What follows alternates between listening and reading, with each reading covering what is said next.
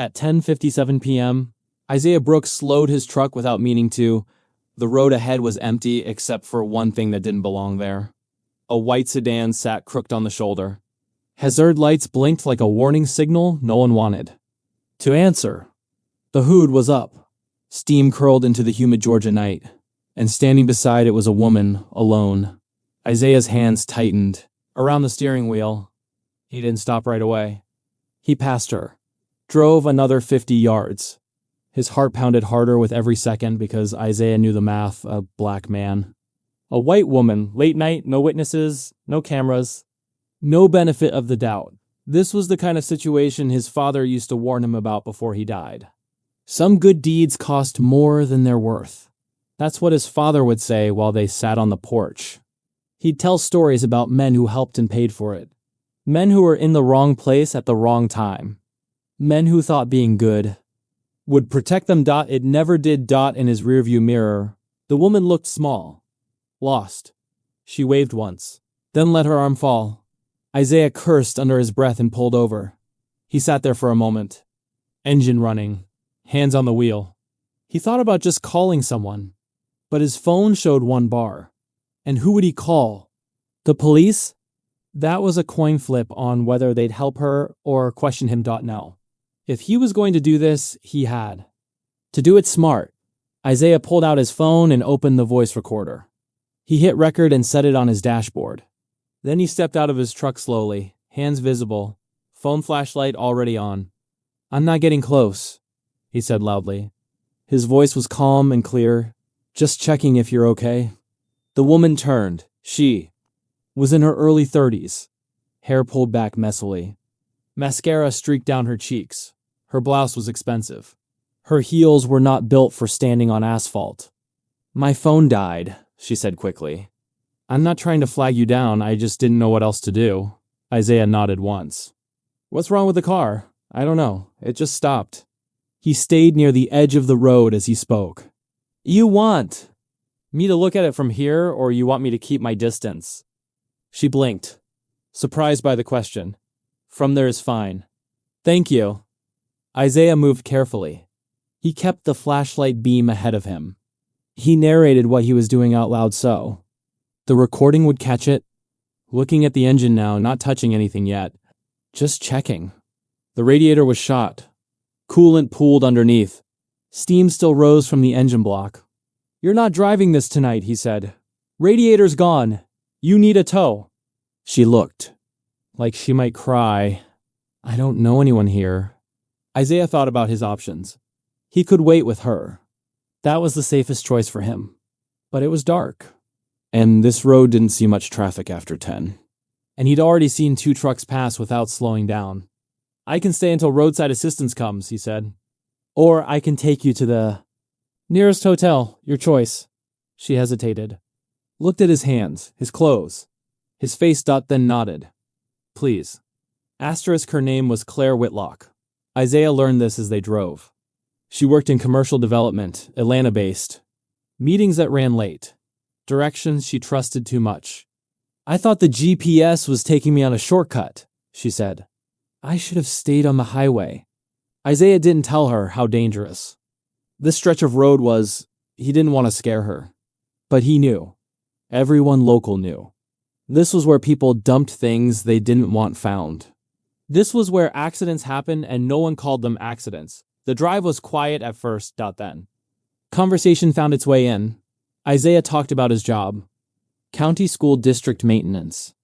Not the kind of job people noticed unless something broke. Boilers in winter. Air conditioning in summer. Leaking roofs. Broken locks. The invisible work that kept everything running. Claire talked about zoning. Meetings and deadlines. Developers who wanted shortcuts. City councils that moved slow. The politics of building something permanent. Different lives. Same exhaustion. "You're good at this," she said after a while. "At what?" "Making someone feel safe." Isaiah didn't know what to say to that. So he said nothing. At the hotel, she reached for her purse. "No," Isaiah said immediately. "I didn't stop for money." She studied him like she hadn't expected that answer. "Can I at least say thank you properly?" "You just did." She smiled. then pulled out a card anyway. "If you're ever in Atlanta," she said. "Coffee, on me." He nodded, more to be polite than hopeful. He'd probably never see her again, that was fine. That was safer. By morning, Isaiah had already forgotten about her. He went to work, fixed a furnace at the elementary school, ate lunch in his truck, drove home, helped his mother with her medication, made dinner, watched the news, went to bed. Normal, unremarkable, safe. Until the knock came. Asterisk 3 sharp raps on his door. Isaiah looked through the peephole. A man in a tailored suit stood on his porch. Behind him sat a dark silver Rolls Royce. Isaiah's neighbor's curtains twitched. He opened the door slowly. "Isaiah Brooks?" "Yes. I'm here on behalf of Ms. Whitlock." The man held out an envelope. Inside were keys and a title, and a letter written in neat handwriting. Isaiah read it twice. "You gave me something I can never repay. You gave me safety when I had none. You asked for nothing. This is the least I can do. The car is yours. No strings. No expectations, just thank you, Claire." Isaiah felt the ground tilt beneath him. "I can't accept this." The man smiled politely. Ms. Whitlock anticipated that response. "She asked me to tell you that the car is already titled in your name. Refusing it won't change that. You can sell it if you prefer, but it's yours either way." Then he left. Isaiah stood there holding the keys. The Rolls-Royce sat in his driveway like an alien spacecraft. Gleaming, expensive, impossible. His neighbor came outside. "That's some car," the neighbor said. His tone wasn't friendly. "It's a mistake," Isaiah said. "Doesn't look like a mistake to me." That night, Isaiah couldn't sleep. He kept thinking about his father, about the rules, about how black men didn't get to have nice things without paying for them later. He thought about returning the car, driving it to Atlanta and leaving it with Claire, explaining that this was too much, too visible, too dangerous, but part of him wanted to keep it. Part of him was tired of being careful. Part of him thought maybe this time would be different. He was wrong. Asterisk by noon the next day. The rumors were moving faster than Isaiah could explain. At the gas station, a man stared too long, then walked over. "That's a nice ride," the man said. "Thank you." How does a maintenance worker afford something like that? Isaiah felt his jaw tighten. Gift from a friend. Must be some friend. The man walked away. But Isaiah saw him take a photo. At work, his supervisor called him into the office. The conversation was careful. Too careful. "People are talking," the supervisor said. "About what?" "About how a county employee ends up with a car like that."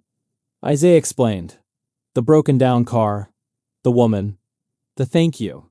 His supervisor nodded slowly. "I believe you," he said. "But you understand how it looks. How does it look?" "Like maybe there's income we don't know about." Documentation was requested. Bank statements, tax returns. Proof that the car was a gift and not purchased. The tone changed. Trust evaporated. Isaiah provided everything.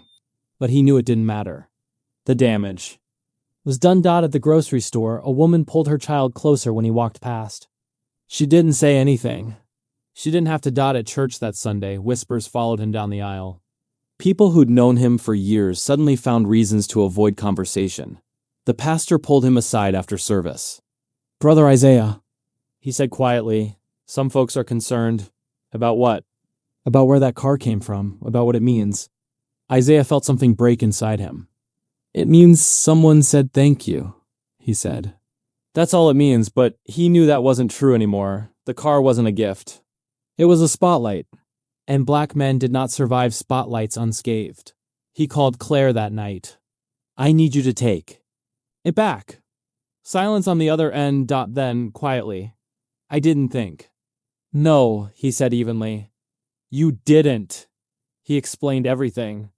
The looks, the questions, the threat to his job. The way his neighbors watched him now. The way people crossed the street. The way his entire life had become suspect because of one generous gesture. When she finally spoke again, her voice was different. Smaller. "I thought I was saying thank you," she said. "You were," Isaiah replied. "Just not in a way I can afford." They met 3 days later in Atlanta. Not at her office. Not at some expensive restaurant. At a diner off the highway where the coffee was weak and the booths were cracked vinyl. Claire arrived first. She looked different than she had that night. Put together, professional. But her hands shook when she picked up her coffee. Isaiah sat across from her. "I'm sorry," she said immediately. "I know. I didn't understand. I should have asked. I should have thought about what it would mean for you." Isaiah nodded. "Most people don't," he said. "Most white people don't have to think about what their generosity costs." Claire flinched, but she didn't look away. "Tell me," she said. "Help me understand." So Isaiah told her. He told her about growing up with rules that white kids never learned. Don't run in stores. Don't raise your voice. Don't wear hoodies at night. Don't reach for your wallet too fast. Don't exist in ways that make people nervous. He told her about his father, about the warnings, about the stories of men who did everything right and still ended up dead or arrested or ruined. He told her about the maintenance job he'd worked for 9 years, how he'd been passed over for a promotion twice, how he'd watched white men with less experience move up while he stayed in place, how he'd accepted it because fighting meant losing everything. He told her about his mother, about the medical bills, about working 2 jobs to keep her comfortable, about the degree he'd started and couldn't finish because there were never enough hours or enough money. He told her about the car, about how it had turned him into a suspect overnight, about how people who'd trusted him for years suddenly saw him as a threat, about how his supervisor had stopped looking him in the eye. "That car," Isaiah said quietly, "it's beautiful, it's expensive, and it's proof to everyone that I don't belong, that I must have done something wrong, that I'm not who they thought I was." Claire listened. Really listened. For the first time. She saw how generosity could hurt when filtered through race. How a gift could become evidence. How kindness could destroy what it meant to protect. "I can't erase what I did," she said finally. "But I don't want to walk away." Isaiah leaned back. "Then don't save me," he said. "Stand with me." She asked what he wanted. He told her the truth. He wanted to finish school. He wanted respect he earned, not borrowed. He wanted his life to make sense without explanation. He wanted to stop being careful all the time.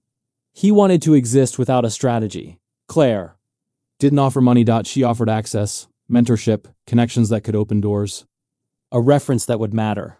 Introduction to people who could help him build something solid. "No spotlight," she said. "No grand gestures, just support. The kind that doesn't hurt you." This time, Isaiah accepted. The Rolls-Royce left. Claire arranged for it to be sold quietly. The money went into a trust for Isaiah's education. Not his name on the checks. Not his account making deposits. Just tuition paid, books bought. A path cleared. The scrutiny didn't disappear overnight. Isaiah's supervisor still watched him carefully. His neighbors still whispered. The damage had been done, but Isaiah kept moving. He enrolled in night classes. Business administration, he'd wanted to do it for years. Now he could. Claire stayed in touch. Weekly calls at first. Then monthly. Not friendship exactly. Something more complicated. Accountability, maybe. She learned when to speak and when to shut up and listen. She learned that good intentions weren't enough. She learned that help had to be on the receiver's terms or it wasn't help at all. She lost friends over it. Family. Members who didn't understand why she was still involved. Why she couldn't just move on. Why she was making it about race when it was just a gift. Because it wasn't just a gift, she'd say. It was a weapon I didn't mean to hand him. Isaiah graduated. 2 years later. Not from the night program. He'd moved to days. Claire had connected him with a scholarship program, one that valued work experience, one that saw maintenance as management training. He got a new job 6 months after that. Facilities director for a private company. Better pay. Better hours. Respect that came with the title. His mother cried when he told her. His supervisor at the county didn't. They didn't fall into love like a movie. It started with coffee after his graduation. Then dinner a month later. Then regular calls that went longer than they needed to. Isaiah's friends were skeptical. "You sure about this?" his best friend asked. "After everything." No, Isaiah said honestly, but I'm sure I want to try. Claire's family was worse than skeptical. They were hostile. Her father stopped speaking to her for 6 months. Her mother sent articles about interracial relationships and crime statistics. Her brother called her a traitor. They'll come around, Claire said. And if they don't? Isaiah asked. Then they don't. She chose him, not the romantic version where love conquers all. The messy version where choosing meant losing something else. Where standing with someone meant standing against people you loved. Where doing the right thing cost something real. They moved in together 3 years after that night on the road. A small house in a neighborhood that wasn't quite his and wasn't quite hers. Somewhere in between. They still had hard conversations. About money, about assumptions. About who got the benefit of the doubt. About how the world saw them versus how they saw themselves. I didn't save you, Claire said once. Late at night. After a dinner where a waiter had ignored Isaiah and given her the check. I know, Isaiah said, but I wanted to. That first night. I wanted to be the white woman who helped the black man and felt good about myself. I know, Isaiah said again. Do you hate me for that? No, he said. I hate that you had the option. She thought about that for a long time. Years later, they'd tell the story differently depending on who asked. To Claire's family, it was a meet-cute, a broken-down car. A kind. Stranger. Romance. To Isaiah's friends, it was more complicated. A reminder. A warning. A case study in how good intentions weren't enough. To strangers, they didn't tell it at all. But when they spoke at a community center about racial justice and allyship, Isaiah would explain it simply. Kindness isn't about the gesture, he'd say. It's about whether the person receiving it gets to keep their dignity. Claire would add her part. I thought generosity was universal, she'd say. I didn't understand that my privilege meant my gifts could hurt people. That what felt like help to me could feel like danger to someone else. They'd talk about the Rolls Royce, about the spotlight, about how good deeds existed in context, about how you couldn't help people without understanding their reality first. Would you do it again? Someone would always ask Isaiah, stop that night? He'd say, yes, I'd stop again. Even knowing what happened. Even knowing what happened. Why? Isaiah would pause. Look at Claire. Then back at the audience. Because leaving her there would have been safer for me, he'd say. But it wouldn't have been right. And I'm tired of safe being the only option we get. The difference now, Claire would add, is that I understand the cost. And I don't pretend. My intentions erase it. They still lived in that in-between neighborhood. Isaiah still worked as a facilities director. Claire still did commercial development, normal lives. Unremarkable from the outside. But Isaiah kept his father's rules in his head. Don't argue with police. Don't raise your voice. Don't put yourself in situations that can be twisted. The rules hadn't changed. The world hadn't changed. But Isaiah had learned to move through it differently. With help that didn't hurt. With support that didn't spotlight. With someone who understood that standing with him meant more than saving him. And that night on the road, he'd stop again. Not because it was safe, but because it was right. And because this time he knew what right actually cost.